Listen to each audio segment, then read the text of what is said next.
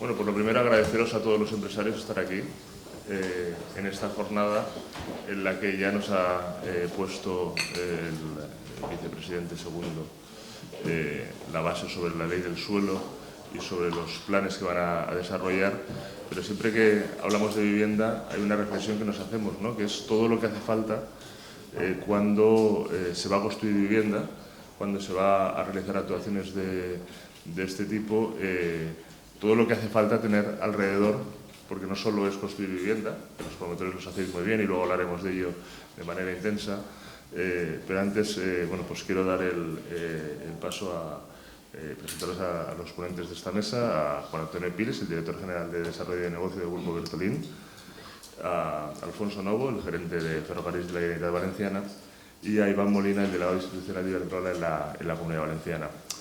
Empezamos con una primera reflexión. Para construir viviendas no solo hace falta, Juan Antonio, tener una estructura de un edificio, sino que hay que construir muchas cosas alrededor. ¿Cuáles serían, bajo tu punto de vista, los principales aspectos que tenemos que fijarnos a la hora del desarrollo de planes de este tipo? Bueno, buenos días a todos. Agradecer a Economía Digital que haya contado con nosotros para esta mesa y para estos temas que nos preocupan a todos y, lógicamente, el problema de la vivienda, pero necesitamos un tablero de juego y en este caso es el suelo. Sin el suelo no podemos generar o cubrir esa necesidad de vivienda. Como comentas, el tema de las infraestructuras y prácticamente como constructor y desarrolladores de suelo, pues las infraestructuras básicas yo creo que todas las conocemos. Yo casi me voy a centrar en los problemas que tenemos y lo que necesitamos para que los desarrollos lleguen, ¿no? Yo creo que falta planificación. Las infraestructuras básicas, telefonía, gas, no tenemos ningún problema, pero hay tres caballos de batalla, que son los recursos hídricos, la energía eléctrica y luego la evacuación de las aguas residuales y pluviales. Si quieres me voy al más sencillo, que es el tema de la evacuación de aguas residuales. Tenemos que tener previsión y EPSAR tiene que ir por delante de los desarrollos. Se tienen que planificar las ampliaciones de las depuradoras, que al final contribuimos con el canon de saneamiento, porque pensar que los nuevos desarrollos van a tener que tener su propia depuradora, yo creo que es inviabilizar los desarrollos, ya no tanto por el coste económico, sino por la tramitación de lo que son las depuradoras. En cuanto al tema de recursos hídricos, al final la Confederación Hidrográfica, con el 25.4, es uno de los mayores caballos de batalla que tenemos, recurso limitado, no ilimitado, y tenemos que ir a soluciones innovadoras de desnitrificación, de adquisición sencilla de conversión de agua de riego para agua de consumo humano. Tenemos que agilizar esos procesos, porque sin recurso hídrico, sin esa infraestructura tampoco tendremos desarrollo. El tema eléctrico. Bueno, aquí tenemos a Iván, pero bueno, el tema eléctrico es algo que padecemos. Yo creo que ahora estamos en un momento crucial, que es el tema de la planificación del transporte de energía, que ahora está en fase de alegación por parte de Red Eléctrica. Y la verdad yo os digo que tenemos que prestar muchísima atención. Fijaros, está prevista una inversión de 13.200 millones por parte del Estado, desarrollo de red eléctrica, pero el otro día podíamos ver un reportaje en el que se hablaba de la saturación que tienen las subestaciones en el ámbito de la comunidad. Castellón está al 100%, Valencia saturado al 82%, y sin energía eléctrica no tenemos desarrollo. Mira, te pongo un ejemplo. Nosotros estamos en un desarrollo en Almenara, hemos generado un suelo para una multinacional que va a generar 300 puestos de trabajo, que es GIS, que dentro de Europa ha decidido por nuestro territorio, con una inversión de 300 millones. Tenemos una subestación cercana, que es la de Belcaire, con 4 posiciones para máquinas de 50 megavatios, y donde hay 2 posiciones y no podíamos conectar esa subestación porque esa máquina dependía de la planificación del sistema de desarrollo a nivel nacional. Y ese desarrollo nos obligaba a tener que ejecutar una subestación si no estaba esa planificación, que costaba 8 millones de euros, inviable. o sea, el desarrollo moría. Por suerte, en la planificación o en el borrador ya está esa máquina, una planificación que empezó en diciembre del 2023, que debería de estar aprobada en 2 años y que todavía estamos a mitad de recorrido. O sea, por resumir, el tema de las infraestructuras que todos conocemos, tenemos que adelantarnos, tenemos que insistir desde la comunidad a las inversiones que tiene que hacer el Estado, porque sin esas inversiones realizadas, cuando nosotros lleguemos, prácticamente no podremos acometer esos desarrollos. Simplemente por acabar, el tema de la conectividad.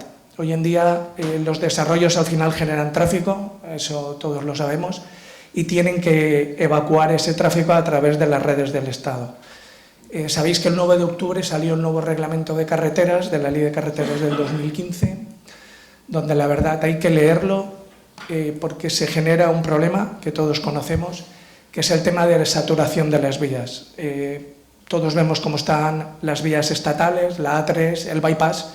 El bypass es difícil día que no esté colapsado y moriremos de éxito porque todos los desarrollos tienen que conectar esas vías, no podemos cambiar el nivel de servicio y eso prácticamente nos paralizará. Tenemos desde esta comunidad insistir al Estado que haga las inversiones adecuadas, porque los grandes multinacionales, por suerte, quieren venir a Valencia por su situación estratégica, por el puerto, y no podemos perder esa oportunidad.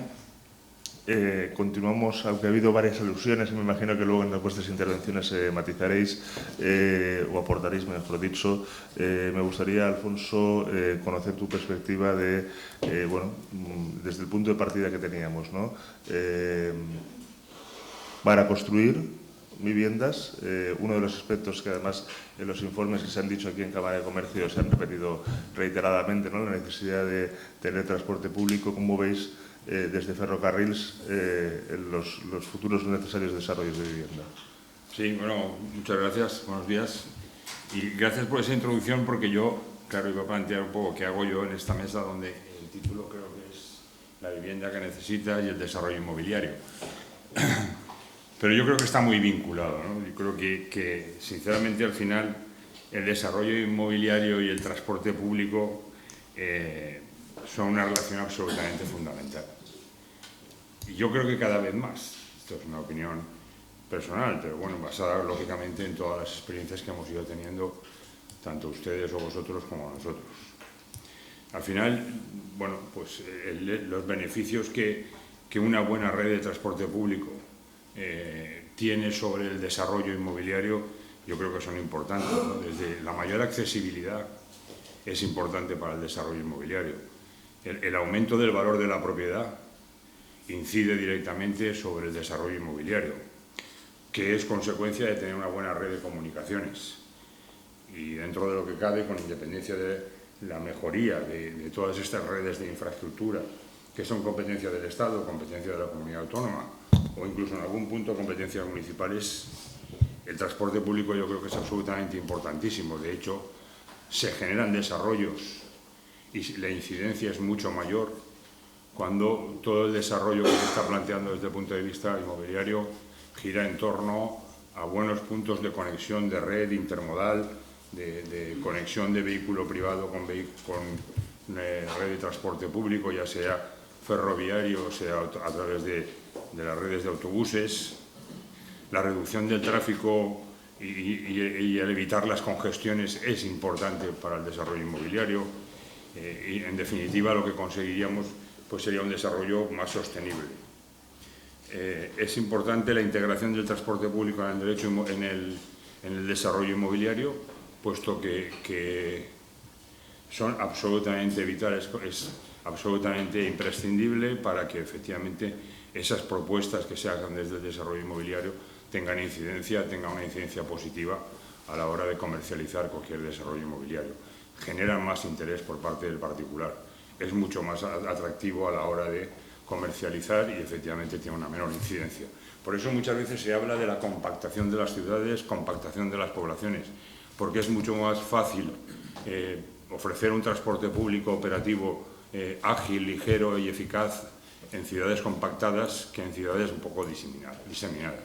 Cierto es que yo creo que los términos municipales se van acotando, se van acabando, se van consumiendo y que eso nos conlleva, lógicamente, a extendernos. Pero en la medida de lo posible yo creo que es importante ese binomio de desarrollo inmobiliario junto con las buenas redes de transporte público. Son absolutamente imprescindibles y en eso debería haber inversiones importantes para continuar con un proceso que económicamente es costoso, es muy elevado, pero que al final yo creo que resulta rentable para las sociedades de todos los puntos de vista. Ya no estamos pensando solo en el negocio, no estoy pensando solo en el negocio de un desarrollo inmobiliario propiamente visto desde esta parte, sino desde la parte del consumidor. Es decir, al consumidor le interesa una casa que esté bien conectada, que tenga una buena red de transporte público, que tenga buena iluminación, que tenga buenas comunicaciones. Eso es absolutamente vital. Yo creo que todos somos conscientes, no podemos plantearnos un desarrollo inmobiliario sin una buena, sin una magnífica y cuanto más mejor red de transporte público. Vamos ahora con Iván Molina. Tu perspectiva sobre lo que hace falta la vivienda alrededor de cuando se construye vivienda. Sí, yo creo, y como representante de Iberdrola, yo creo que Juan Antonio ha hecho alusiones. Yo creo que es fundamental invertir en redes eléctricas para poder desarrollar ese suelo y poder desarrollar no solo vivienda e industria. Ha dado unos datos que, por supuesto, son reales, que el 85% hoy de los nudos están saturados, con lo cual eso pone en evidencia el que es fundamental el invertir en redes. De hecho, yo traía datos de un informe de Deloitte de las solicitudes de demanda de acceso y conexión del 2024, y de las 67.000 megas que se demandaron en el 2024 solo se concedieron 6.182 porque la red no podía asumir el restante, con lo cual solo se concedieron, no llega al 10%, con lo cual eso pone en evidencia que es fundamental invertir en redes. Y hasta ahora la inversión en redes estaba copada por un porcentaje del PIB y por fin el Ministerio este año ha decidido incrementar las inversiones en redes de cara a la próxima planificación del 2026-2031, con lo cual es un momento clave para que de verdad podamos desarrollar nosotros como distribuidores y red eléctrica como red de transporte, podamos desarrollar esas redes. Pero para ello es fundamental que la tasa de retribución de esas redes, que está decidiendo ahora la CNMC, sea la adecuada para que podamos atraer inversión para desarrollar las redes en España. Y desgraciadamente el porcentaje que están decidiendo, que es el 6,58, en comparación con otros países, es menor, con lo cual eso dificulta el que podamos atraer inversiones para invertir en nuestras redes y esas inversiones se vayan a otros países, como puede ser Francia o Alemania, que están con tasas de retribución por encima del 7. Con lo cual, bueno, pues yo veo súper interesante este tipo de debates para poder poner en evidencia estos temas que se están decidiendo ahora mismo. De aquí a final de año la CNMC tomará su decisión definitiva para ver qué tasa de retribución asigna a esas redes. Con lo cual, pues yo aprovecho este momento para animar al sector, ¿no? Tanto de la industria como de la vivienda, para reivindicar esa necesidad que se está poniendo patente aquí, de que es necesario invertir en redes para poder desarrollar todo ese suelo y toda esa vivienda necesaria y lógicamente tiene que ir casada a una tasa de retribución adecuada para que podamos atraer de verdad esa inversión. Y bueno, además es fundamental porque se está dando, si queremos descarbonizar la economía, se está dando un cambio de paradigma y la solución es la electrificación de muchísimos usos, ¿no? Lo que a mí me gusta llamar la electrificación de la demanda. Desde el sector eléctrico hemos apostado ya hace años por descarbonizar nuestro sector, apostando por las renovables, y de hecho hoy nuestro sector más del 56% ya es renovable, y si sumas la nuclear del orden del 75%, pero el sector eléctrico en el mix energético solo pesa el 22%, con lo cual queda casi un 80% que hoy está cubierto por los combustibles fósiles. Con lo cual hay que apostar por esos otros usos, como son el transporte, como es la climatización en la vivienda, electrificarlo y, lógicamente, para electrificarlo, es necesaria esas redes. Hay un cambio, como os digo, de paradigma. Hace años la electricidad circulaba en una vía desde las grandes generaciones hacia los consumidores y hoy en día, gracias al autoconsumo y gracias a las soluciones, cada una de nuestras viviendas, nuestras industrias, somos capaces de generar electricidad, pero necesitamos redes para poder verterla a la red y que el sistema funcione. Con lo cual, a mí me gusta decir que las redes son la columna vertebral de este sistema. Sin esa columna vertebral no funcionará, con lo cual yo creo que estamos, como os decía, en un momento clave para que de verdad podamos impulsar las redes que hacen falta para todo lo que estamos comentando de aquí en cuanto al desarrollo de planes urbanísticos y de vivienda. Vamos a incidir en este aspecto que ha salido, ¿no?, del tema energético. Llega hasta un punto, no sé si Juan Antonio nos puedes ofrecer una perspectiva, de que hay zonas en las que se pueden hacer desarrollos urbanísticos y zonas que están vetadas porque energéticamente no va a ser posible desarrollarlas hasta que no tengamos inversiones superiores. Es decir, al principio, y estamos más precisamente en Cámara de Comercio, donde se han hecho informes, donde se ha hablado mucho de vivienda, donde se ha dicho la necesidad de generar suelo, y por eso hemos empezado la jornada con el suelo, pero tenemos también otros problemas que también nos pueden vetar el desarrollo, ¿no? Ahora. Efectivamente, mira, yo creo que estamos en un territorio idóneo, que es la Comunidad Valenciana, y por eso los inversores están viniendo aquí. Pero, como tú dices, tenemos un problema, y es que no podemos crecer donde queremos o donde quiere el inversor, porque yo al inversor no me lo puedo llevar donde yo quiera. Él quiere estar cerca de las grandes vías, quiere estar cerca de los puertos, desde un punto de vista industrial, y desde el punto de vista residencial, pues a todos nos gusta vivir en la ciudad, pero lógicamente la ciudad, y concretamente de la ciudad de Valencia, está ya acorralada, prácticamente no queda suelo. Os recomiendo la entrevista que le hicieron a Alejandro Escribano. Para mí, pues uno de los mejores urbanistas, por no decir el mejor, de esta comunidad y del ámbito nacional, donde hacía un análisis muy profesional de cuál es el problema de los desarrollos de suelo. Entonces, contestando a tu pregunta, pues desde un punto de vista eléctrico vamos a perder inversiones. El trabajo descomunal que hay que hacer para que esas inversiones no se pierdan es brutal, acompañado por la Dirección General de Industria, la Dirección General de Energía, que el apoyo es máximo, hay que ir de la mano, nos vamos a Madrid, peleamos por esas reservas, por esas inversiones que se tienen que hacer en nuestra comunidad, pero no te voy a engañar, vamos a perder inversiones porque el territorio, la Comunidad Valenciana, tiene un gran déficit en tema de energía eléctrica, en tema de inversión, y lógicamente, pese a que la distribuidora apoya, nos da soluciones, si la solución es que la inversión inmobiliaria, logística, industrial o terciaria tenga que construir y asumir esas inversiones, ya te digo yo que son inviables. Estamos hablando de importes de 8 o 9 millones de euros con la subida del incremento del coste, y que difícilmente cualquier inversión industrial residencial es capaz de absorber. ¿Coincides, Iván, con esa posibilidad de pérdida de inversiones por falta de estructura eléctrica? A ver, yo lo que creo que hace falta es planificar a un escenario 5 o 10 años realidades, porque no podemos...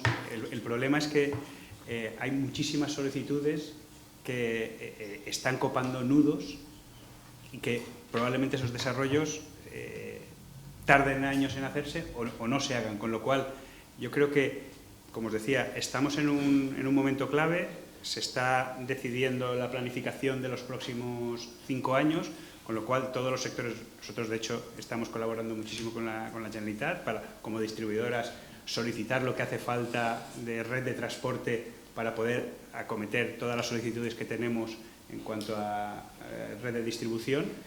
Y como os decía, es el momento clave. Ahora está en periodo de alegaciones, con lo cual tenemos que reivindicar al Ministerio lo que haga falta para poder desarrollar esos planes que, por desgracia, tenemos que ser capaces de discernir qué va a ser realidad y qué no va a ser realidad en los próximos años. Nosotros, por ejemplo, por ponerte un ejemplo concreto, hemos identificado un sector muy potente electrointensivo o que tiene potencialidad de ser electrointensivo en la provincia de Castellón, como es el cerámico, que como sabes hoy se está suministrando principalmente por el gas, pero ya hay soluciones eléctricas.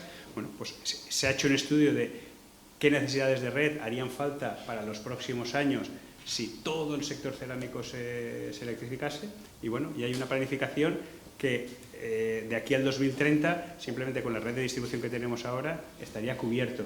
Y, lógicamente, hay que trabajar porque eso no se va a producir en 5 ni en 10 años, probablemente sean 15 o 20 años. Pues lo importante sería que, si la industria de verdad toma esa solución como su solución de descarbonización, pues que de verdad lo planifiquemos y que hagamos las inversiones o que solicitemos las inversiones que hacen falta en la red de transporte para poder acometer ese suministro a todas las cerámicas, y que de verdad eso se vaya convirtiendo. Si no, acometeremos inversiones que luego no tendrán uso. Ese es el gran problema que veo yo, es que hay muchas solicitudes que luego no se convierten en realidad, y eso están copando nudos y están dejando fuera a otros desarrollos o a otras actividades que realmente sí que se podrían implantar si estas otras no estuviesen. Yo también voy a hacer referencia a Alejandro, ¿no? en su presentación aquí en cámara, cuando hizo esa visión de cómo se tiene que construir, y cuando planteó incluso el hacer barrios de 10.000 viviendas, y dijo una cosa que coincidimos todos, ¿no? Que es necesario que haya transporte. Entonces, quizás, Alfonso, sería el momento de saber cuál es el plan de inversor que tiene Ferrocarriles de la Generalitat Valenciana, por dónde van a ir las inversiones en el transporte ferroviario, y, por lo tanto, poder indicar un poco, bueno, pues, hacia dónde se van a poder generar espacios en los que, si se construye vivienda, vaya a poder tener ese respaldo de una de las cuestiones críticas, que no son viviendas, pero sí que es necesario para poder construir vivienda, que es tener una movilidad adecuada. Bueno, bien, vamos a ver. Lo que pasa es que el transporte público, en este caso ferroviario, es costoso tanto en la inversión como en el tiempo. Entonces, lo que sí presentamos el otro día, estuvo el presidente Mazón, estuvo el hoy vicepresidente Vicente Martínez, que ha estado con nosotros inaugurando estas jornadas, pusimos en valor o pusimos en marcha un plan, o presentamos a la sociedad un plan que lo que hace es prever las inversiones durante estos 5 años.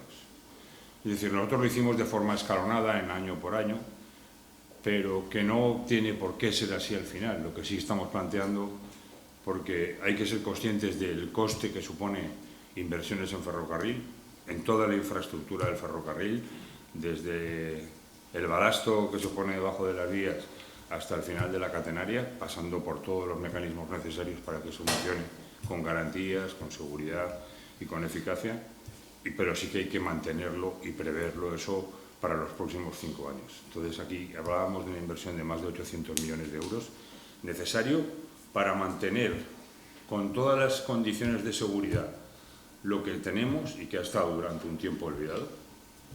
Y de eso nos dimos cuenta al poco de llegar aquí, porque efectivamente cuestiones de mantenimiento eran absolutamente imprescindibles y no se han llevado a cabo. Y hay que hacer un gran esfuerzo inversor. Es decir, y para esos 5 años, esa previsión de los 800 millones de euros, pues la dividíamos en 5 grandes paquetes, ¿no? Y por una parte, lo que supone las obras de finalización de todos los trabajos de reconstrucción, que suponen aproximadamente unos 50 millones, todo lo que se ha hecho durante finales del 24 y lo que nos queda de 25, nos quedarán todavía para el año próximo unos 50 millones de inversión. La modernización de infraestructuras y equipamientos, es decir, desde aumentar oferta, mejorar las condiciones de funcionamiento, ahí hay un paquete de 275 millones de euros para renovar las instalaciones de Metro Valencia, que algunas ya tienen más de 40 años, como la línea, como sabéis, la línea 1 y la línea 2, que de lo que era el antiguo Trenet. Pues, lógicamente, eso hay que mejorarlo, eso hay que ponerlo en condiciones, hay que implantar los sistemas de seguridad más modernos que existen en estos momentos en el mercado. Hay que renovar túneles, que ya renovamos un tramo desde Aragón hasta el Marítimo, y claro, la gente cuando coge el tren, 2 meses después de estar cerrada y cortada la línea, no ve ninguna mejora sobre el tren. Bueno, 2 meses cerrado aquí, cortado, he tenido que coger bus y he tenido que buscarme la vida, y cojo el tren al día siguiente y sigue exactamente igual. Pero sin embargo se ha remozado todo el tren, se ha revisado todo el tren, todas las goteras se han impermeabilizado, se han cambiado la distribución de los cables. Es decir, que son inversiones que a lo mejor no se ven, pero que son absolutamente imprescindibles. Desde eso, pues mejorar cruces en vía única, remozar todos los talleres de Valencia Sud y de Machado, forzar y reforzar y modernizar los sistemas de señalización y de comunicaciones técnicas, renovar los equipamientos de todas las líneas y especialmente de la 1 y la 2, como decía, un nuevo centro de control de tráfico, sistemas de videovigilancia que son importantísimos y necesarios para dar también más seguridad y más confort, instalaciones eléctricas, bueno, desde alta tensión. Luego hay un tercer paquete que tiene que ver con el material móvil. Tenemos que renovar el material móvil, es también absolutamente imprescindible, y esa es una inversión muy costosa. Para estos próximos años tenemos ya pendientes que nos vayan llegando los tranvías hechos en Stadler, fabricados aquí en Stadler, en Maslafasar, sí, que nos llegarán, yo creo que a finales ya del año que viene empezarán a llegarnos pues con periodicidad mensual desde nuevos tranvías hasta 22, que se van a distribuir unos 6 más o menos en Alicante, y el resto vendrán todos para Valencia para cambiarlos de determinados tranvías que ya están un poco obsoletos y que es necesario para remozar esos tranvías, renovar esos tranvías y además incrementar la oferta de transporte público en metro. También hemos previsto en esos 5 años el inicio de la compra de nuevos metros, porque luego pasará lo de siempre, que llegará el momento en el que todo el mundo se volverá loco para decir hay que comprar metros porque los que tenemos están muy viejos. Entonces sí que hay que empezar a planificar que a lo largo de los próximos 4 años, 5 años, ya esté sobre la mesa la adquisición de nuevos ferrocarriles. En cuanto a estación y clientes, pues por lo que hablábamos de la inversión, ahí tenemos otro paquete de aproximadamente 90 millones que supone toda la renovación de las estaciones, de la línea 1 y la línea 2 fundamentalmente, el cerramiento de estaciones, sistema de información al viajero, plataformas de movilidad reducidas para gente con movilidad reducida que va en silla de ruedas, poder acceder desde la estación directamente al tren, bueno, pues renovar escaleras mecánicas y ascensores. En Benimame tenemos un gran problema, en Colón es imprescindible hacerlo. Y luego hay ampliaciones de la red, donde tenemos otro paquete de 250 millones de euros, por lo que hablábamos, fundamentalmente lo que afecta a Valencia, la línea 11 y 12 que ya están en marcha. Si no pasa nada, bueno, pues el proyecto lo acabaremos este año que viene y posiblemente a finales, principios del siguiente, empezaríamos ya las obras. Se va a duplicar la línea 3 para poder hacer bueno, recorridos más cortos, más frecuentes y con más carga de viajeros. La nueva conexión peatonal que se va a abrir entre la calle Alicante en la Plaza de Toros, que mucha gente tampoco sabe exactamente qué es lo que se está haciendo ahí, entre la Plaza de Toros y Renfe, y la estación central, vamos, lo que es la estación del norte, porque ahí lo que se ha hecho había una pasarela peatonal que cruza desde Alicante hasta Játiva. Lo que se hizo en su momento fue ampliarla, modificarla, por eso se retrasó la obra, porque ese paso ya va a quedar acondicionado para que si en un futuro se acomete la conexión y la extensión hacia el centro de la ciudad, ya no tengamos que volver a abrirlo, sino que ya esté acondicionado. Estamos trabajando con diseño y planificación de proyectos junto con la Consellería para estudiar y analizar y ver si podemos poner en marcha soterramientos en Paterna, en Burjasot, en Godella, entre Empalme y Pont de Fusta, mejorar los túneles de Alameda Colón para poderle dar más capacidad y, bueno, pues estaciones de Torrent, por ejemplo, que la queremos convertir también en una estación intermodal. Esto en Valencia, no digo las de Alicante, porque no sé si vienen al caso, pero ahí estamos trabajando ya, invirtiendo muchísimo dinero, muchísimo esfuerzo en la estación central. Estamos duplicando la vía entre Benidorm y La Vila, entre el Hospital La Vila y Benidorm, para darle mayor capacidad, ampliando el apeadero del Puente del Mar. Estamos duplicando la Albir y Altea. En definitiva, yo creo que es una serie de inversiones que, como decía, para los próximos 4 o 5 años son imprescindibles. Y acabo con todo esto, lo que podemos empezar a planificar a la vuelta de un par de años, año y medio, 2 años, empezar a mejorar frecuencias. Es decir, es necesario hacer todas estas inversiones para mejorar las frecuencias, dar más servicio, dar más capacidad y que la gente y los desarrollos inmobiliarios, y me viene al hilo, pues tengan mayor oferta general de servicio público, que es importante para la gente que tiene que vivir. Con eso, pues, dar un mejor servicio, pues, para más personas. Ya que estamos con los datos, Iván, vamos a seguir con datos de lo que se está haciendo y de lo que se ha reconstruido. Yo creo que Iberdrola es un ejemplo en este sentido después de la dana que sufrimos hace poco más de un año en su plan de reconstrucción. No sé si nos puedes actualizar un poquito en qué fase estamos de recuperación de todo lo que se sufrió y qué mejoras se han podido hacer aprovechando que se estaba en este plan de reconstrucción.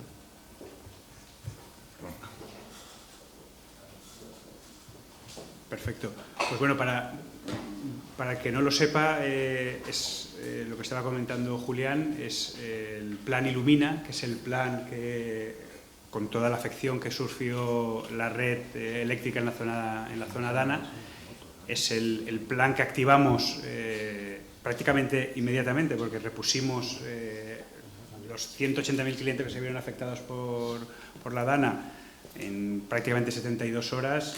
Estaba recuperado el servicio, pero lógicamente recuperado el servicio con pinzas, porque la red y los equipos, y tanto los centros de transformación como la subestación, habían sufrido mucho.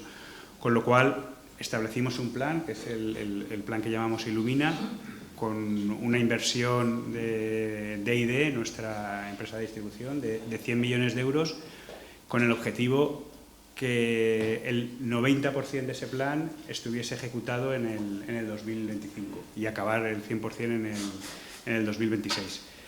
Hoy, a cierre de octubre, está ejecutado al 70%, hemos actuado en más de 450 centros de transformación, que bueno, pues no os podéis imaginar, o me imagino que sí, cómo estaban, ¿no? Porque de fango y de cementado incluso.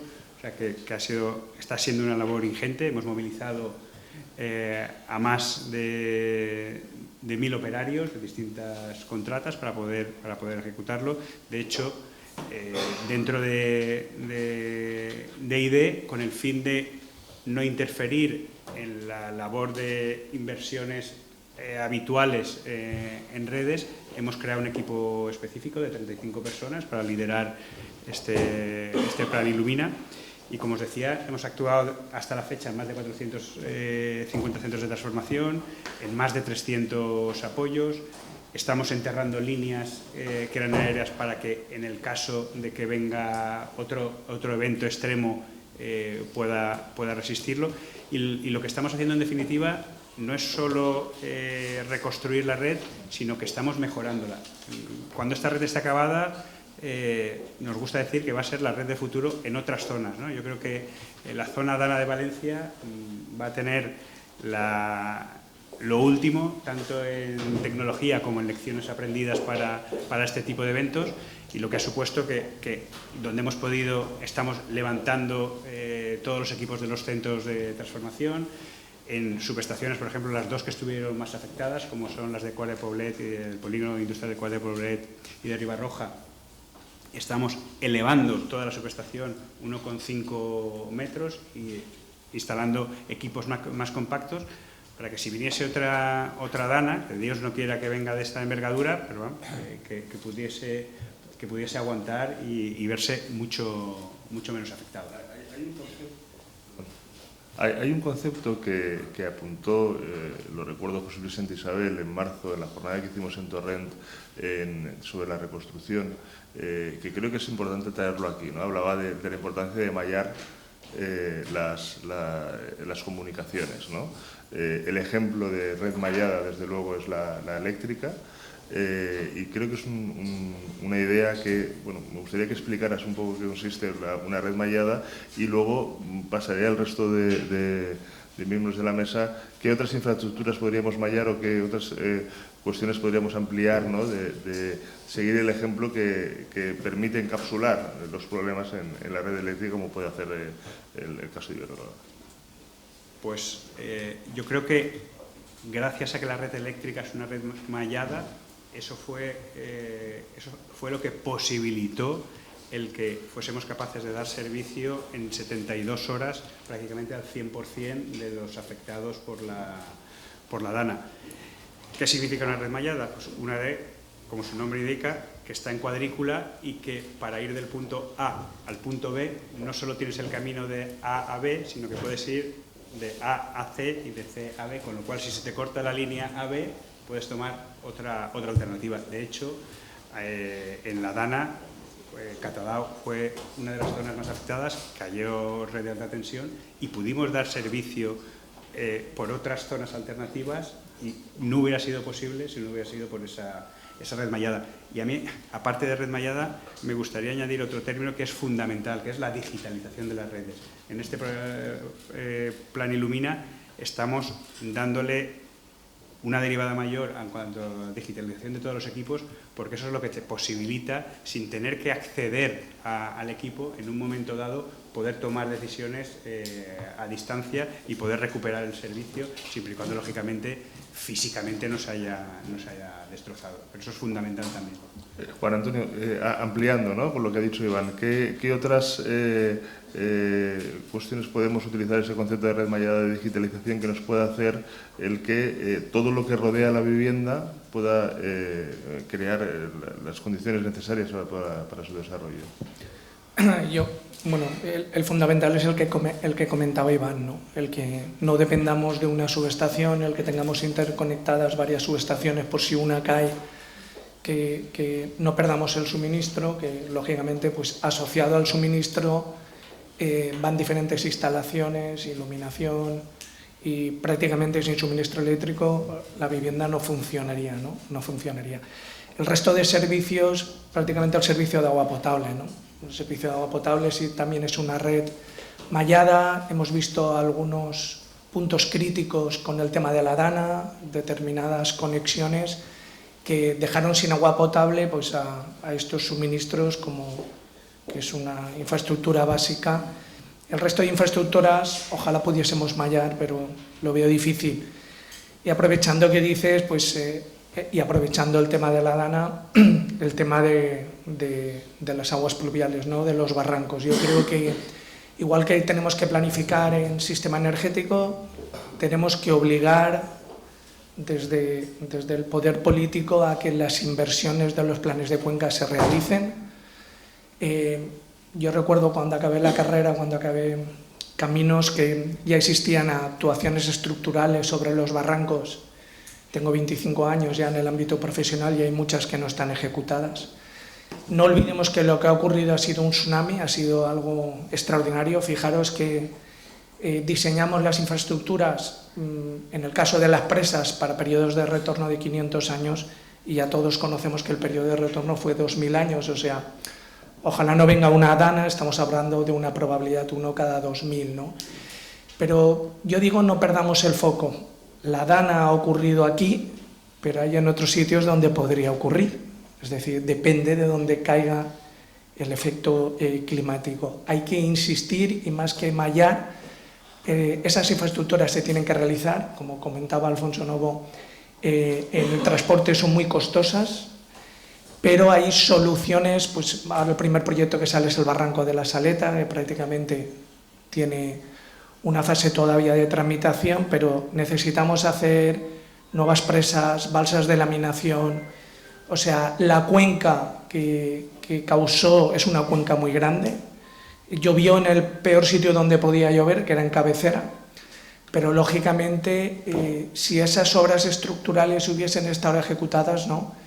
El profesor Félix en la Universidad Politécnica calculó que hubiésemos tenido un nivel de agua de prácticamente 1 metro. Yo creo que un metro de agua pues hubiese salvado, no digo la totalidad, pero prácticamente muchas vidas. Entonces, el tema mallado en determinadas infraestructuras, pero sobre todo En el tema de recursos hídricos estamos en una comunidad que la gota fría, ahora llamado Dana, es bastante habitual y por lo tanto no tenemos que levantar el pie del acelerador y que las inversiones en esta zona, en la zona sur, se repitan en el resto de zonas de la comunidad, porque si no tendremos otro problema.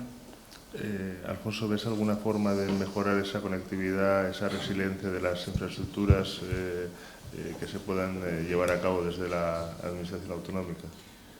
Bueno, yo, en fin, en base a lo que se ha dicho, creo que poco más podemos argumentar. Para nosotros, desde el punto de vista de la explotación de la red ferroviaria, es absolutamente importante tener, en fin, que nos garanticen, o que se garantice un sistema mallado de distribución de energía para que cualquier problema que tenemos, que de vez en cuando, pues lógicamente alguno surge, pues se pueda, en fin, restituir cuanto antes. Es decir, nosotros funcionamos, toda nuestra operatividad depende de la energía, depende de la luz. Si nosotros nos cortan la luz, no puede funcionar absolutamente nada, prácticamente nada. Entonces, para nosotros es vital. Es decir, eso supone tener propias subestaciones, tener una propia distribución del suministro de nuestra energía, a la vez de la que llega de Iberdrola, y para nosotros es absolutamente vital, porque sin ello, desde luego, no podríamos garantizar una oferta de transporte público en condiciones. Estamos pendientes permanentemente de eso, estamos bien conectados, yo creo, con las centrales y con el personal que tiene que reaccionar en primera instancia, pero es absolutamente imprescindible y me alegra, bueno, pues, saber que efectivamente se funciona así, ¿no?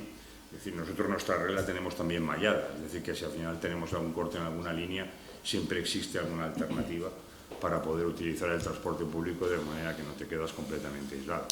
Y acabo un poco con esa última reflexión. Yo también quisiera insistir, porque yo muchas veces cuando nos preguntan, ¿y ustedes qué han hecho para, si viene una cosa como la que tuvimos el 29 de octubre, que podríamos, hemos mejorado todo lo que hemos podido? Hemos reforzado las estructuras de los puentes, donde se han hecho, los que hemos hecho nuevos así ha sido, los que había que reforzar los hemos reforzado, el centro de mando, que es el corazón, el núcleo de operatividad de la red, los hemos subido a un primer piso, hemos duplicado el centro de mando para que si falla uno, porque claro, esto que ha pasado ahora por la zona del Pollo puede pasar por el Carraiset, por Alboraya, y nos puede pasar lo mismo y nos puede destrozar en los talleres de Machado. Entonces, bueno, pues tendríamos el de Valencia Sur, es decir, que al final nosotros hemos hecho todo lo que realmente desde la explotación del transporte público, desde una red de ferrocarriles, podíamos hacer para garantizar o mejorar lo que había en su momento. Pero, bueno, teniendo en cuenta que son contratos de emergencia, que no puedes mejorar mucho más de aquello que realmente había hecho, si adaptarlo, lógicamente a la normativa exigida o exigible a día de hoy, pero no mucho más. Entonces, en ese margen es en el que nos hemos movido para mejorar, pero si no se canalizan todas esas aguas, yo siempre acabo diciendo que si efectivamente vuelve a pasar lo que pasó el 29 de octubre, volveremos a tener el mismo desastre. Hablo desde el punto de vista de ferrocarriles, sin entrar en nada más. Pero volveremos a tener el mismo problema, porque para ir desde San Isidro hasta Castelló de la Ribera tienes que pasar por donde pasas. Por ahí pasas por puentes, túneles, campos de naranjas, todo tipo de tierra que en un momento determinado, si todo eso no se canaliza y se encauza como debe ser, y se deriva y se desvía como debe ser, pues estamos pendientes de un hilo. Sinceramente no quiero que suene para nada dramático, pero es la cruda realidad, que yo creo que todos sabemos y todos lo tenemos en la mente. Es decir, si esto vuelve a pasar, volveremos a tener el mismo resultado. Con lo cual eso es importantísimo. Para la exportación, desde luego. Para el servicio al ciudadano, por supuesto.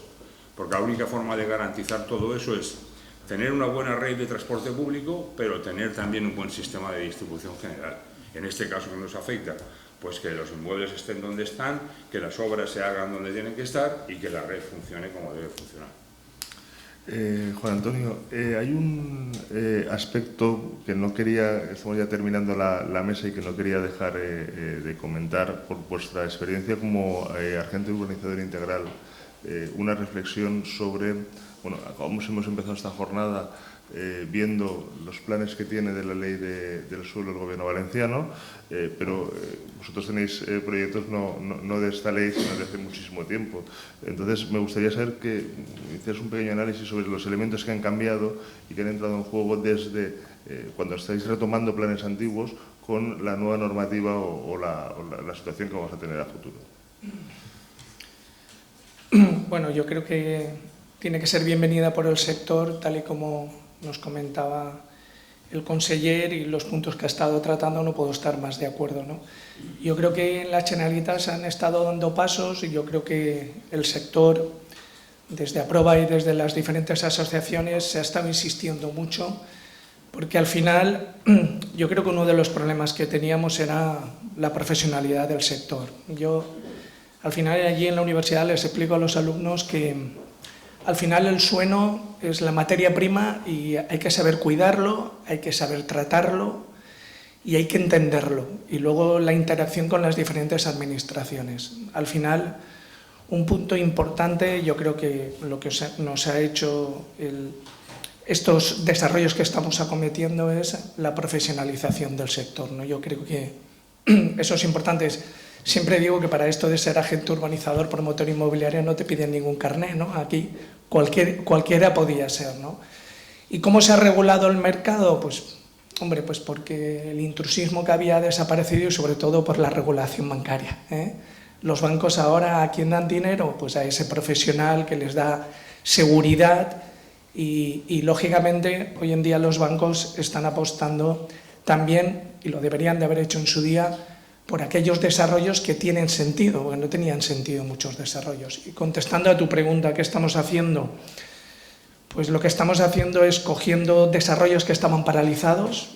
Prácticamente en los últimos 5 años habremos acometido 5 o 6 desarrollos residenciales que ponen en el mercado suelo para 5.000 viviendas y estamos acometiendo 5 millones, 6 millones de metros cuadrados de suelo industrial que van a poner 3 millones de cuadrados de suelo, que para que veáis un poco la magnitud estaríamos hablando de un parsegún repartido en 4 o 5 municipios, que esto lo estamos consiguiendo gracias a la colaboración público-privada, aprovechando que está el director general de urbanismo. Yo creo por encima de la ideología política, grandes desarrollos que tenemos ahora en esta comunidad desde el punto de vista industrial, como es Edward Life Science, el mayor a nivel mundial fabricador de válvulas del corazón, que ha decidido invertir por nuestra comunidad, en concreto el municipio de Moncada, que es SOE, pero el apoyo que hemos tenido de la Generalitat ha sido máximo, es decir, podemos tener legislaciones, podemos tener trámites, podemos acelerar lo que podemos acelerar porque al final tenemos informaciones públicas, la ley de evaluación ambiental, la correcta e incorrecta transposición de las directivas europeas al marco nacional, pues tiene mucho debate sobre la tramitación ambiental simplificada, ordinaria. Hoy en día el tema urbanístico, nosotros aplicamos una máxima, por lo menos yo intento aplicarla junto con nuestros urbanistas, que es la seguridad jurídica máxima, o sea, esconder cadáveres, intentar hacer bypasses, al final está visto que el ordenamiento jurídico, los recursos, lo contencioso, porque uno de los problemas que tiene el planeamiento es que cualquiera lo puede recurrir, no hace falta demostrar ni ser propietario de suelo. Figura que me ha alegrado el conseller que seguimos manteniendo es la del apoyo por propietarios. Nosotros todos los desarrollos que hemos hecho lo hemos hecho por apoyo de propietarios y lo hemos hecho desde un punto de vista psicólogo. Yo, como digo, soy más psicólogo que ingeniero, ¿no? Porque al final, para poder hacer los desarrollos urbanísticos, tenemos el suelo, que es de unos propietarios, tenemos la inversión y luego está el gestor de suelo, que al final es un poco el director de orquesta, junto con el apoyo de la administración. Pero sin conocer, explicarle al propietario el desarrollo que se va a acometer, difícilmente ese desarrollo seremos capaces de conseguirlo en los plazos. Pero aún así te digo, no es que tengamos una varita mágica, es que hemos cogido desarrollos que llevaban ya 20 años tramitados, paralizados, muchos los hemos conseguido con proyectos de reparcelación aprobados, otros con inscripciones en el registro, pero ¿por qué nos ha llevado tiempo? Prácticamente te digo un periodo de maduración de 5 años entre adaptar el planeamiento, lo decía muy bien el conseller. Yo creo que a los que estamos aquí a nadie se le escapa que si un plan general tarda 20 años, lo que habíamos diseñado hace 20 años no tiene nada que ver con el tablero de juego al que nos enfrentamos. Nuevos requerimientos, nuevos trámites ambientales, el consumidor cambia, la perspectiva cambia y por lo tanto lo que se diseñó hace 20 años pues ya no funciona. Yo creo que la ley ya lo cambió, va a apostar por los planes estructurales y no meter la ordenación pormenorizada, dejarlo para una fase posterior, porque el desarrollo de ese tablero de juego en el momento en el que se vaya a poner en cara. Y como decías, lo que hemos hecho es coger esos desarrollos, adaptarlos a lo que el mercado nos pedía, en el tema residencial, adaptando a las nuevas tipologías, a los nuevos suelos, a los nuevos requerimientos de los inversores y lo que pide el usuario final. Y en el tema industrial, mira, te pongo un ejemplo. Hace 20 años hacíamos desarrollos industriales donde la parcela, y a mí ya me parecía una barbaridad, tenía 20.000 metros cuadrados. Yo recuerdo a Generoso Bertolín, aprovechando que está ahora nuestra presidenta María Bertolín, que me decía, Toni, tú haz las parcelas grandes. Y la verdad es que era un visionario, porque si tú haces una parcela grande, siempre la puedes dividir y dependes de ti. Si tienes 2 parcelas de 20.000 metros con un vial público, pues la tienes que unir y eso no es fácil, te requiere una tramitación. Con la barbaridad de que has invertido instalaciones, has ejecutado, has gastado dinero que luego tiras. Yo te pongo ejemplo, los nuevos desarrollos que estamos haciendo, la parcela más pequeña, yo casi te diría, ¿no, Alejandro?, que son 100.000 metros. Y estamos haciendo ya desarrollos donde estamos generando parcelas de 400.000 metros cuadrados de suelo. Que luego vienen 2 multinacionales, son 200.000, generaremos un vial privado. Y el vial privado, ¿dónde lo colocarás? Donde a ti te interesa, en la manzana, para que el producto logístico industrial entre. Porque si no, definir el tablero de juego de inicio imposibilita muchos desarrollos. Yo creo que ahí está la clave del éxito y la colaboración público-privada, que no tenemos que levantar el pie del acelerador, porque si no hay esa interconexión, esa reducción de plazos, y todos apostando por lo mismo, que es que esa inversión que viene a nuestra comunidad no se escape, porque si no se irá a otras comunidades, y al final eso genera puestos de trabajo y lo que hace es el crecimiento económico de la comunidad. Pues muchas gracias a los 3 ponentes por haber participado en esta mesa en la que por lo menos hemos puesto, pues, sentado unas bases sobre aspectos que son necesarios para la vivienda, y vamos a dar paso a la siguiente mesa que moderará nuestro compañero de Madrid, Alfonso Abad, sobre la vivienda.